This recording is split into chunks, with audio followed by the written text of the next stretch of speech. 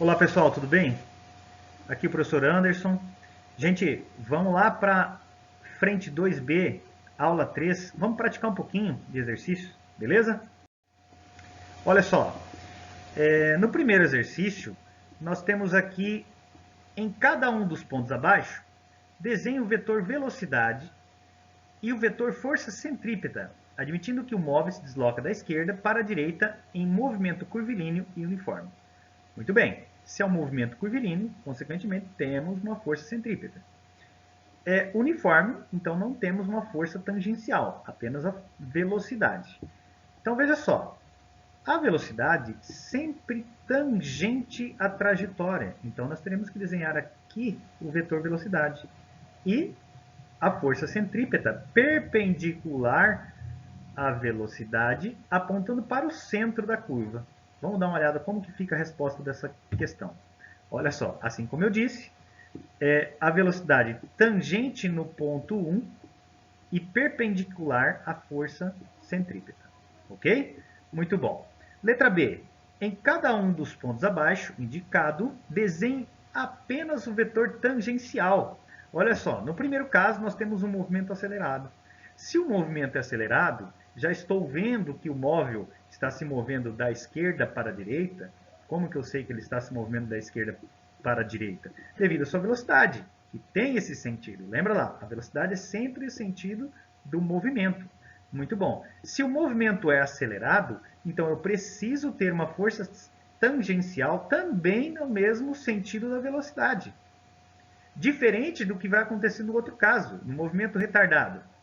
Veja só, o móvel está se movendo da esquerda para a direita. Para que ocorra um movimento retardado, ele tem que diminuir sua velocidade. Para isso, a força tangencial deve ser para onde? Para a esquerda. Vamos ver como é que fica a resposta? Olha lá, assim como eu tinha dito para vocês, a força tangencial no movimento acelerado tem que ter a mesma orientação da velocidade e no movimento retardado, a força tangencial tem que ter o sentido oposto à velocidade. Na questão número 2, em cada um dos casos abaixo, desenhe os vetores força tangencial, centrípeta, e para os casos em que ambas existirem, desenhe também o vetor força resultante, onde a força resultante vai ser a força centrípeta mais a força tangencial, né? Isso vetorialmente. Então vamos ver no primeiro caso. Um movimento retilíneo e uniforme. Vamos lembrar, se o movimento é retilíneo e uniforme, a força centrípeta é igual a quanto? Muito bem, é igual a zero, é nula. Então não temos uma força centrípeta. Se é uniforme, não há alteração na velocidade. Para não haver alteração na velocidade, a força tangencial também tem que ser igual a zero. Consequentemente, a força resultante também é igual a zero. Muito bom. Antes de eu passar a imagem de todas as respostas, vamos discutir todos os itens e depois a gente vê como ficou o desenho desses vetores para cada caso, tá ok? Na letra B, o movimento retilíneo e acelerado. Então o móvel ele está se movendo da esquerda para a direita. Lembra lá, a velocidade me diz isso. Lembra que o movimento ele tem a mesma orientação da velocidade. É retilíneo e acelerado. Consequentemente, eu tenho uma força tangencial saindo desse veículo e indo para a direita, mesma orientação da velocidade. E aí, professor, a força centrípeta?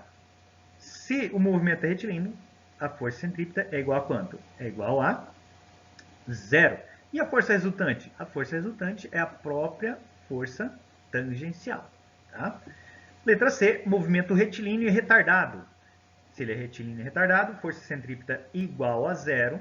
Para que seja retardado, a velocidade deve estar diminuindo. Para diminuir, a força tangencial deve ser para a esquerda, ok? Muito bem. E aí, a força resultante? A força resultante é igual à força tangencial, até porque a força centrípeta é igual a zero. Letra D, movimento curvilíneo e uniforme. Então aqui nós temos o movimento curvilíneo e uniforme. significa que nós temos uma força centrípeta, apontando para o centro da curva, e não temos uma força tangencial. Por que não temos uma força tangencial? Porque o movimento é curvilíneo e uniforme. Essa palavra uniforme indica para a gente que a velocidade não vai se alterar. No entanto, direção e sentido se altera devido à força centrípeta, tá certo? Professor, e a força resultante? A força resultante é dada pela força centrípeta. Daqui a pouquinho eu mostro para vocês aí o desenho disso aí, tá certo? Letra E, movimento curvilíneo e acelerado. Curvilíneo e acelerado. Bom, professor, é curvilíneo, então tem uma força centrípeta apontando para o centro da curva. É acelerado. Se é acelerado, tem uma força tangencial na mesma orientação da velocidade. Agora um pouquinho diferente, como é que nós vamos determinar a soma vetorial da força tangencial com a força centrípeta? Lembra lá? Trombinha no rabinho, ou rabinho no rabinho, né? No esqueminha que a gente tinha de soma vetorial. Então nós teremos uma força resultante nesse sentido, tá certo? Letra F, movimento curvilíneo retardado. Movimento curvilíneo retardado. Curvilíneo, temos uma força centrípeta para baixo. Retardado, a força tangencial é contrária à velocidade.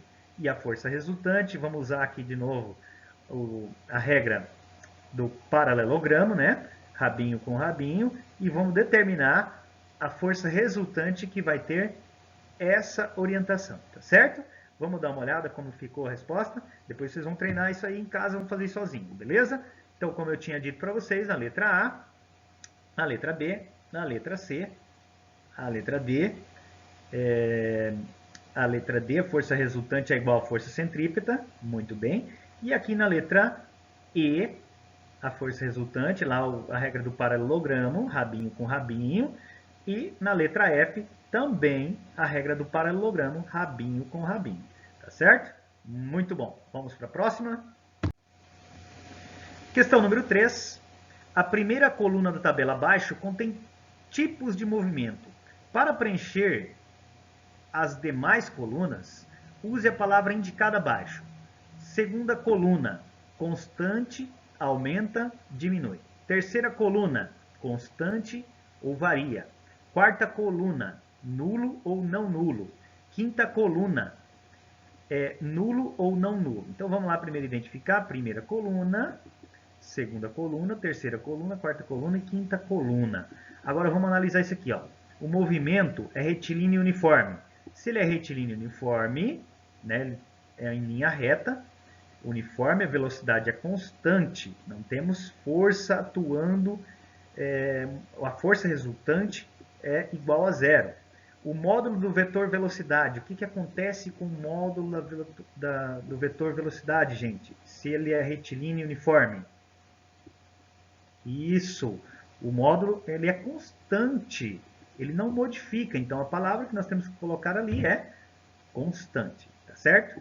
No movimento retilíneo uniforme, a direção do vetor, o que acontece com a direção do vetor velocidade? Vai modificar ou não vai modificar? Isso aqui para a terceira coluna, ela é constante ou vai variar?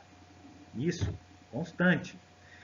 O módulo da força centrípeta para o movimento retilíneo uniforme. O módulo da força centrípeta continua nulo. Muito bom. A quinta coluna, o módulo da força tangencial. Se a velocidade ela é uniforme, porque o movimento é retilíneo uniforme, consequentemente, a força tangencial é nula. Muito bem. Agora, para o movimento retilíneo acelerado. No movimento retilíneo acelerado, nós temos o módulo do vetor velocidade fazendo o quê? Qual a palavra que nós vamos utilizar aqui? Aumentando, né? Então, está aqui, aumentando. Para o movimento retilíneo acelerado, nós temos a direção do vetor velocidade, para a terceira coluna, constante ou varia? Constante, né? Ele não vai modificar a direção do vetor. Lembra lá que para mudar a direção do vetor, a gente precisa do quê? Da força centrípeta, né? Mas é retilíneo, então nós não temos essa força centrípeta. O módulo da força centrípeta, ela continua o que? Isso na quarta coluna. Continua nula, né, gente? E na quinta, módulo da força tangencial.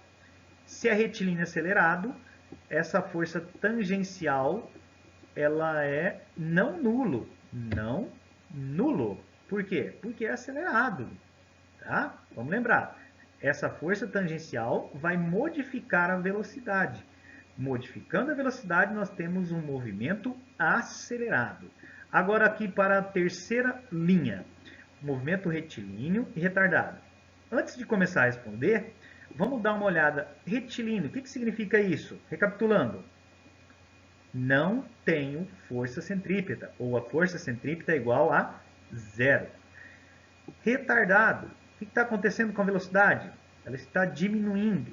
Quando que ela diminui? Quando a força tangencial é contrária à velocidade.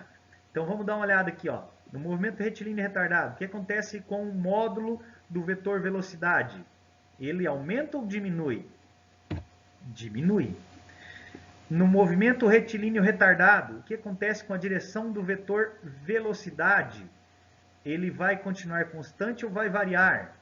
Constante. No movimento retilíneo retardado, o módulo da força centrípeta, ela vai continuar nula ou vai mudar? Vai continuar nula. No movimento retilíneo retardado, módulo da força tangencial. Módulo da força tangencial é não nulo, está diminuindo a velocidade, né? Muito bem. No movimento curvilíneo uniforme, então vamos interpretar primeiro isso aqui e depois vamos responder. Então vamos lá. Curvilíneo, força centrípeta diferente de zero. Então ela é não nula, diferente de zero. Uniforme, a velocidade permanece constante, ou seja, a força tangencial é igual a zero. Então lá, no movimento curvilíneo uniforme, o módulo do vetor velocidade vai continuar o quê? Constante. A direção do vetor velocidade vai se modificar. Então vai variar. Se o movimento é curvilíneo e uniforme, o módulo da força centrípeta, ele é nulo ou não nulo? Se é curvilíneo, então é não nulo. Movimento curvilíneo e uniforme, o módulo da força tangencial. Se é uniforme, então a força tangencial é igual a zero. Se é igual a zero, então nós temos a força tangencial nula. No movimento curvilíneo acelerado, de novo, temos força centrípeta, porque é curvilíneo. Acelerado, temos força tangencial. Então, ali, o que acontece com o módulo do vetor velocidade? Ele vai aumentar. Aumentar porque nós temos força tangencial.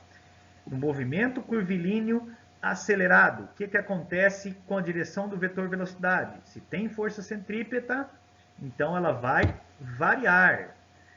No movimento curvilíneo acelerado, o módulo da força centrípeta é não nulo, porque o movimento é curvilíneo. No movimento curvilíneo acelerado, o módulo da força tangencial, se está acelerando o móvel, então significa que a força tangencial é não nula. No movimento curvilíneo retardado, uma análise parecida que nós fizemos aqui na linha anterior. Se é curvilíneo, a força centrípeta é diferente de zero. Se é retardado, a força tangencial é diferente de zero. Está oposta à velocidade. Então, o que acontece com o módulo do vetor velocidade? O módulo da velocidade ele está variando, né? Então, ele está diminuindo, tá? É retardado. Então, a força tangencial diminui a velocidade. O que acontece com a direção do vetor velocidade? Se tem força centrípeta, temos modificação na direção do vetor velocidade. O módulo da força centrípeta, se é curvilíneo, ela continua constante, é uma força constante, então não nula. O módulo da força tangencial, se o movimento é retardado, a velocidade está diminuindo. Para a velocidade diminuir, nós precisamos de uma força tangencial oposta à velocidade, não nula. Muito bem, então tudo que nós preenchemos aqui temos todas as respostas um pouquinho mais elaboradas, tá? Para que vocês possam corrigir as questões de vocês aí. Beleza? Gente bonita, então continuamos aqui com a questão 4 lá da frente 2B, aula 3, tá? Então vamos lá. Assinale V para as afirmações verdadeiras e F para as falsas. Primeira, peso e massa são conceitos idênticos. Não, né? É falso. Peso é uma força, massa é quantidade de matéria, correto? Muito bem. Peso está relacionado com massa, né? Diretamente proporcional à massa. Quanto maior a massa, maior o peso. Peso é uma força. Isso, verdadeiro. Peso é inversamente proporcional à aceleração da gravidade. Vamos lá, vamos pensar um pouquinho. Peso é inversamente proporcional à aceleração da gravidade. O que está dizendo ali? Quanto maior a gravidade, menor é o peso, é isso? Não, isso é falso, né? Isso é falso. O peso é diretamente proporcional à aceleração da gravidade. Se um objeto for levado para um planeta de maior gravidade, sua massa aumenta. Não, negativo, né? A massa permanece a mesma. Então, ali, independente do local que você esteja, você vai ter sempre a mesma massa, tá certo? Se você sobe na balança no nível do mar e você tem ali a massa de 70 kg e você vai subir na balança a 700 metros acima do nível do mar, a sua massa continua 70 kg. O que muda é a força-peso. Por que muda? Porque nós temos uma alteração na aceleração da gravidade. Então ali, se o objeto for levado para um outro planeta de maior gravidade, sua massa aumenta. Não, falso. Se um objeto for levado para um local em uma gravidade nula, em que a gravidade é nula, seu peso também será nulo. Verdadeiro, né? Se a aceleração da gravidade é nula, o peso também é nulo, é zero. A massa de um objeto independe do local onde o corpo se encontra, enquanto o peso é diretamente proporcional à aceleração da gravidade. Muito bem, isso que a gente já disse antes. A massa é verdadeira. A massa, ela independe do local. No entanto, o peso ela é diretamente proporcional à aceleração da gravidade. Então, passamos para a questão número 5. Então, olha só. Questão número 5. Complete os espaços. Toda força é fruto da interação entre dois corpos. Isso significa que, ao se interagirem, os corpos trocam forças. Pela terceira lei de Newton, temos que, para toda ação, existe uma reação de igual intensidade, na mesma direção e sentidos opostos ou contrários, né? A ação atua num corpo e a reação atua em outro corpo. Só lembrando que também são forças de mesma natureza, tá certo? No caso ali, se eu estou empurrando algum objeto, consequentemente, esse objeto está me empurrando com força de contato, tá? Se um ímã está atraindo metais, esses metais estão atraindo o ímã através de uma força magnética, sempre com a força de mesma natureza. Assim, analisando-os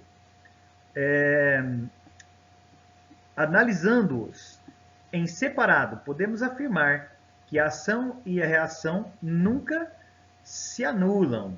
Nunca se anulam porque estão em corpos diferentes. Pois estão em corpos diferentes. Para duas forças se anularem, elas deverão atuar sobre o mesmo corpo, tá certo?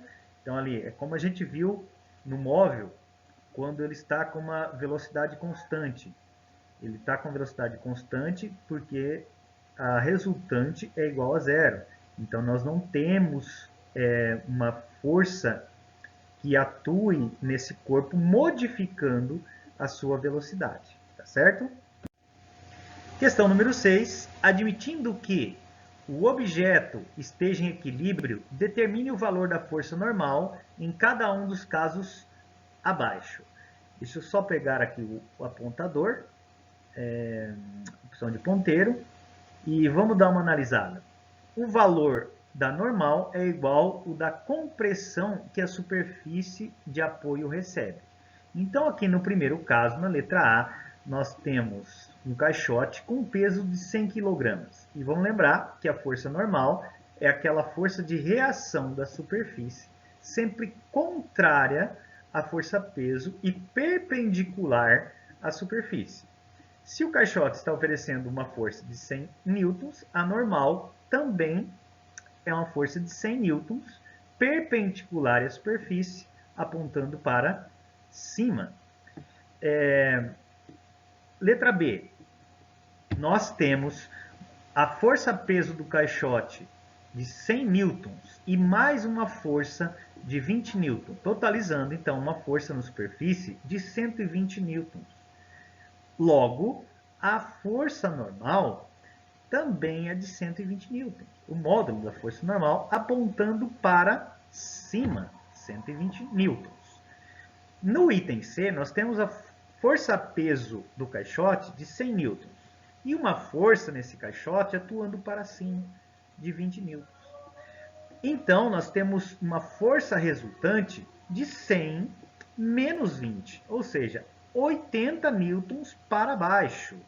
Se é 80 newtons para baixo, pressionando o solo oferece uma força para cima, que é chamada de força normal, também de 80 newtons.